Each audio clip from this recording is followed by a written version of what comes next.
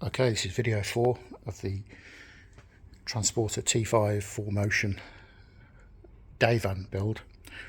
The previous video to this was a dedicated diesel heater under the seat fitments, and kind of carrying on from that with this build video, fitting bits and pieces.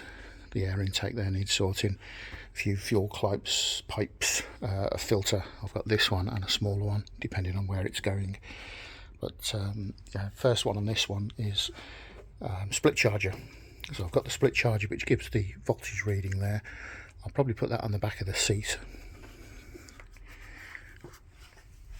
for now. Just put that there. That's the battery be under the seat here. You can move that if you need to in the future. There's a straightforward fuse there. That'll be in the engine bay by the battery, and you've got a negative and your positive cable there which goes to your leisure battery. There's a new battery with this van. That's basically it turned up without one, which was helpful. So yeah, this is pretty straightforward. You just go off disconnect the battery, go off your existing positive, find a way through to the floor. T5, not done one before, so I've got to find a grommet somewhere to go through. And what I do normally with the Fords and the T4s is come down through here and just across the floor there. That's a low wear. I mean, hardly anybody goes across there, so trunk that the best I can underneath into the front here, into the leisure battery. So yeah, I've seen people put them along here. The only problem is with that, it's quite a sort of heavy footwear area. Would it be a problem? I doubt it. It's AWG wire covered in plastic, but I kind of like to put them down there when I can, as in it's lower wear area. So first job, connect it to the battery. So the positive wire to this, maybe up here, fit the fuse. So that's nice and easy to get to if it blows. Run it through, fit the leisure battery, and yeah, go from there. Yeah, something I forgot about these kits. You can get them off eBay. I prefer these with the voltage on the front there. You can see roughly when the battery is going to cut in and out to charge. You can get the kit with 3, 5, 7, or I think it's 9 meters. Obviously the price goes up. You drop down the box, pick whichever cable you need. As in, if your leisure battery's at the back of the van, you're going to need 4 or 5 meters in a large van. And from the battery to the fuse to this one, self-explanatory really. One of those goes to the positive in here, positive to the battery, negative on here, negative to the body. That's the first bit done. Positive from battery positive, blade fuse in the fuse holder, and then just pop over the cover there, and then you've got the 3 meters there that I've got to get through the van to underneath the passenger seat. So let's find some holes to put that through. Okay, that's the power through. In the bottom corner, left corner of the casing for the battery, there's a hole already there. So through that, what I'll do is I'll secure this wire back to the bulkhead. If I zoom in there,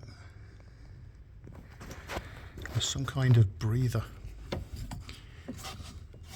to the right of this big conduit cable. So in between those two, I drilled a 15mm hole, put the wire through, and then with a 15mm grommet,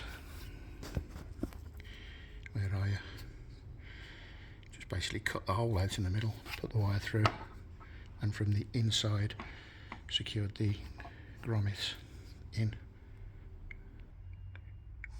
This is from the passenger side going in. Stanley blade. You should be able to see, yeah, to the left there. You can just see the hole, sort of half moon of the hole there. That's the breather that goes up into here, which I'd imagine something to do with the fan. So to the right of that, there's the hole, and there's the grommet. Just finishing off pushing that in. I'll secure it from the other side and then route this power cable through to the leisure battery there. So to do that, you just need to cut a small bit of the insulation back there. That's come through pretty much where the T4s come through. Yeah, it is a breather sort of thing there, and it's normally big enough just to put a hole in it and go through without interrupting whatever the airflow is of that. So yeah, carpet, the seat's already up, so I'll lift the carpet up from here, which is normally a pretty easy job, and then route it against that tunnel there through underneath the seat.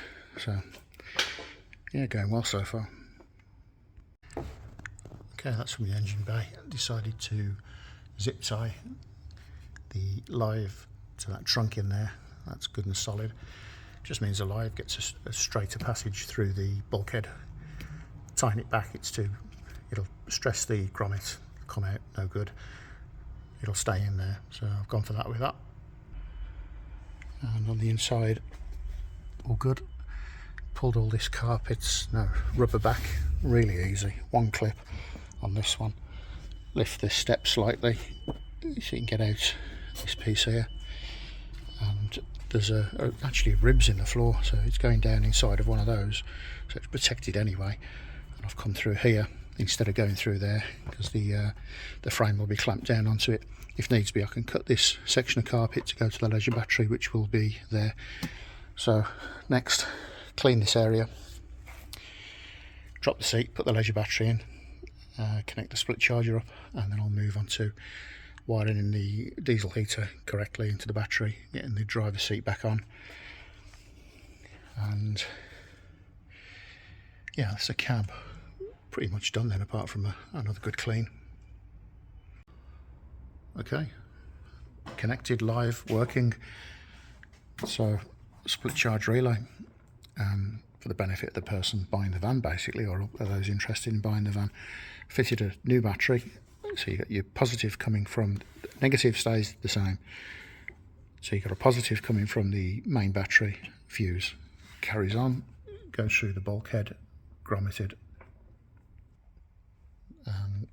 stated, goes through the underside of the carpet there. It's in the natural ridge of the floor.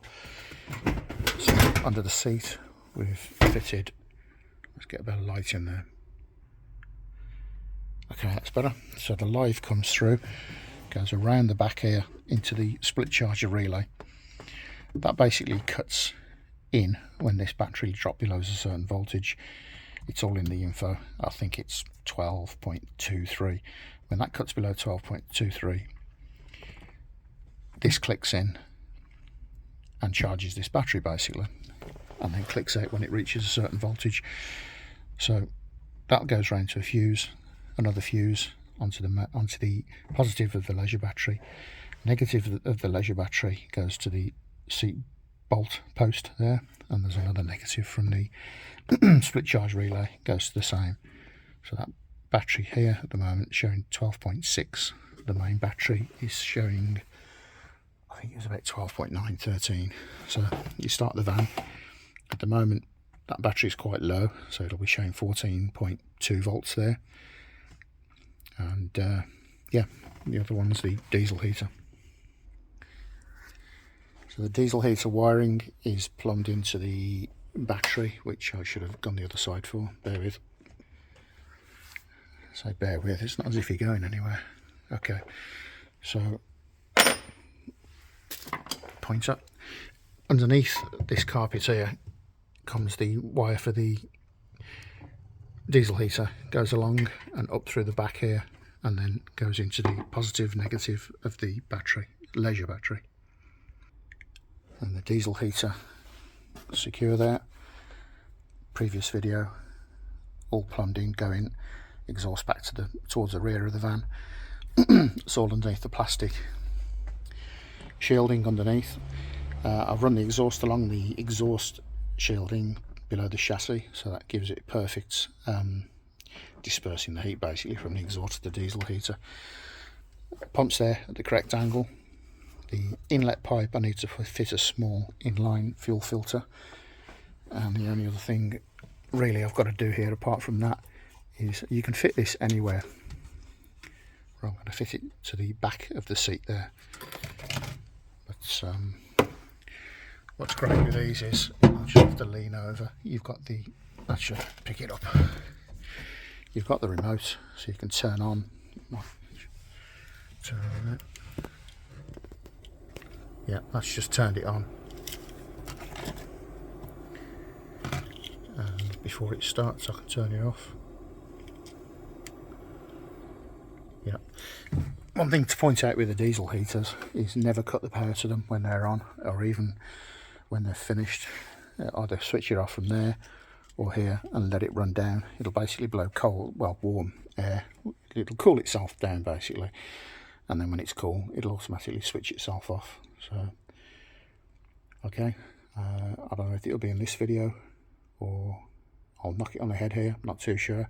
Either way, thanks for watching. If I do carry on, it'll be the cab back together. I think the other thing I've got to do is I'm put it in Gravitex. I've got the plastic off now. I'm going to go along the sort of a foot inwards either side of the van over all the chassis components, suspension with Gravitex. Just keeps the water off. It's kind of like a Lanagard wax oil type of stuff. Right, that'll do for now.